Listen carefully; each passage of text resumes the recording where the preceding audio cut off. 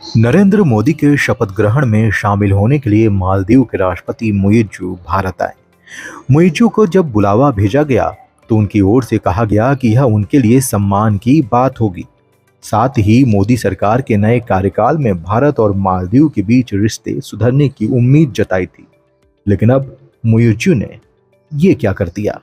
नमस्कार, मैं अभिनेंद्र और आपने देखना शुरू कर दिया है द प्रिंट लाइन्स। मालदीव के राष्ट्रपति मोहम्मद मुइज्जू भारत में मोदी के शपथ ग्रहण में शामिल होने के लिए आए और नए कार्यकाल में भारत और मालदीव के साथ रिश्ते सुधरने की उम्मीद जता रहे थे। पीएम मोदी से भी उनकी बातचीत हुई और सोमवार को विदेश मंत्री एस जयशंकर ने मुइज्जू के साथ मीटिंग की।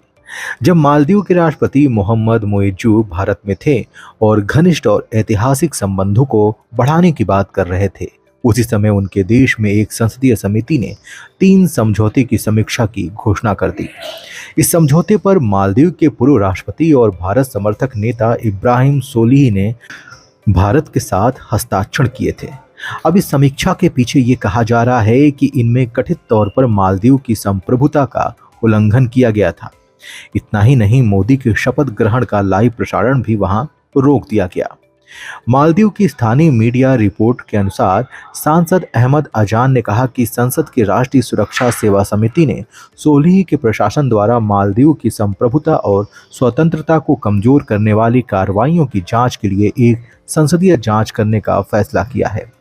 अजान ने संसदीय जांच शुरू करने का प्रस्ताव रखा और आरोप लगाया कि पिछली सरकार के कार्यों ने देश की स्वतंत्रता और संप्रभुता को प्रभावित किया है।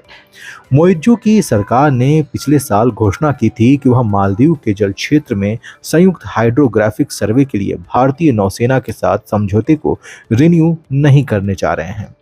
मालदीव के राष्ट्रपति मोहम्मद मुइज्जू भले ही भारत में थे, लेकिन मालदीव में वहां की सरकार की नफरत भारत के खिलाफ कम होती हुई नहीं दिख रही है।